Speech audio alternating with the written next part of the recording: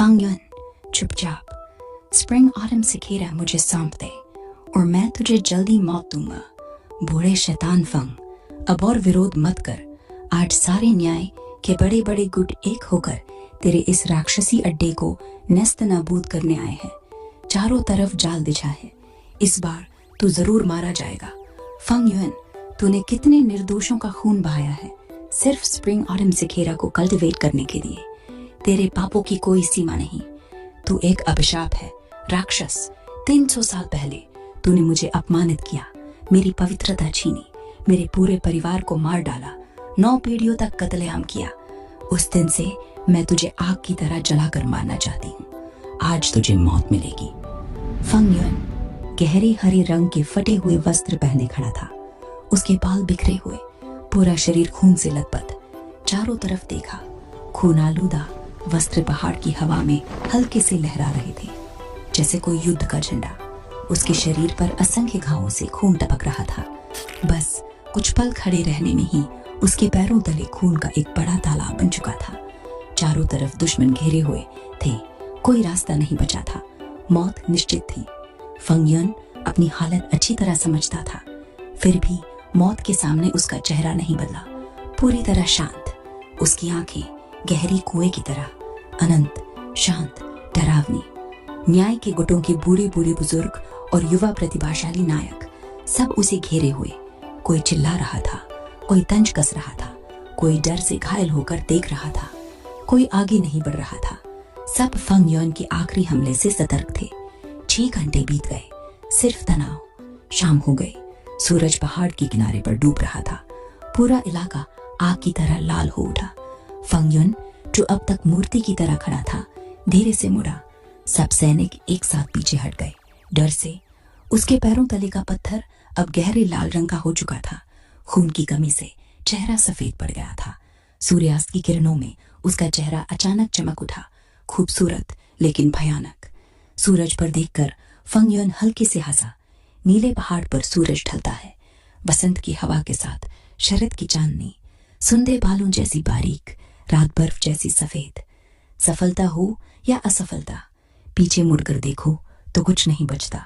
उसके सामने उसकी पिछली जिंदगी की यादें उभर हुई। वो मूल रूप से पृथ्वी का एक चीनी विद्वान था, जिसे संयोग से इस दुनिया में आना पड़ा। 300 साल तक कष्ट सहे, फिर 200 साल और कुल 500 साल से ज्यादा की जिंदगी पलक झपकते बीत गई। दिल में दबी यादें फिर से जीवित हो उठी। अंत में मैं हार गया, फंग युन ने मन ही मन कहा। लेकिन अफसोस नहीं था, ये परिणाम वो पहले से जानता था। जब उसने ये रास्ता चुना था, तब से मौत के लिए तैयार था। राक्षस बनना मतलब बेरहम होना, क्रूर होना, कातिल होना, विनाशक होना। स्वर्ग और पृथ्वी में ऐसे के लिए कोई जगह नहीं। दुनिया का दुश्मन बनकर परिणाम भुगतना पड़ता है। अगर अभी अभी कल्टिवेट किया स्प्रिंग ऑटम सिखेरा काम कर गया, तो अगली जिंदगी में भी मैं राक्षसी रहूंगा। इस विचार पर फंग युन जोर से हंसा। राक्षस क्या हंस रहा है? सावधान, शैतान आखिरी हमला करने वाला है। जल्दी स्प्रिंग ऑटम सिखेरा सौंप दे।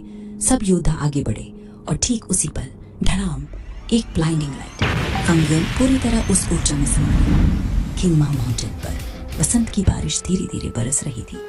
रात गहरा चुकी थी, हल्की हवा के साथ फौरन। लेकिन किंग माउ माउंटेन अंधेरे में नहीं डूबा था। पहाड़ के नीचे से ऊपर तक दर्जनों छोटी छोटी लाइटें चमक रही थी, जैसे कोई रोशनी की पट्टी।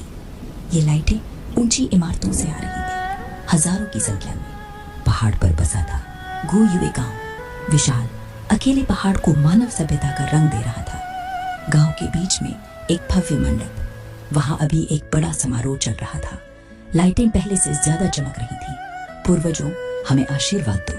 प्रार्थना है कि इस समारोह में बहुत सारे प्रतिभाशाली युवा सामने आए, जो अपने परिवारों में नई उम्मीद और नया खून लाए। गो युवे क्लैन का मुखिया, मध्यम आयु का, कनपटी पर सफेद बाल, सफेद अनुष्ठानिक वस्त्र में, भूरे पीले फर्श पर घुटनों के बल बैठा, आंखें बंद, हाथ जुड़े, सच्चे मन से प्रार्थना कर रहा था। उसके सामने काला ऊंचा ऑल्टर, 3 मंजिलों वाला, उस पर पूर्वजों की स्मृति पर टिकाए। दोनों तरफ तांबे की अगरबत्ती, धुआं उठ रहा था। पीछे 10 से ज्यादा लोग उसी तरह घुटनों पर, क्लैन के बुजुर्ग, महत्वपूर्ण सदस्य। प्रार्थना खत्म, मुखिया ने कमर झुकाई, माथा फर्श पर टेक दिया। हल्की थड़ थड़ की आवाज, पीछे सबने वैसा ही किया। हॉल में सिर्फ माथे टेकने की आवाजें। समारोह खत्म, सब धीरे धीरे उठे और चुपचाप मंदिर से बाहर निकले। गलियारे में बुजुर्गों की सांसें छूटने लगी। माहौल ढीला हुआ, बातें शुरू। समय कितनी तेजी से दादा है, पलक झपकते 1 साल हो गया। पिछला समारोह जैसे कल की बात लगता है। कल ओपनिंग सेरेमनी है। इस बार कौन से नए खून आएंगे? काश कोई 3 साल युवा आए। 3 साल से गोयू क्लैन में कोई बड़ा प्रतिभाशाली नहीं आया। हाँ, बाय विलेज, शोंग विलेज में तो पिछले कुछ सालों में कई डांसर निकले, खासकर बाय निंगबिंग। उसका टैलेंट डरावना है। बाय निंगबिंग का नाम आते ही सबके चेहरे पर चिंता। 2 साल की ट्रेनिंग में लेवल 3 को मास्टर बन गया।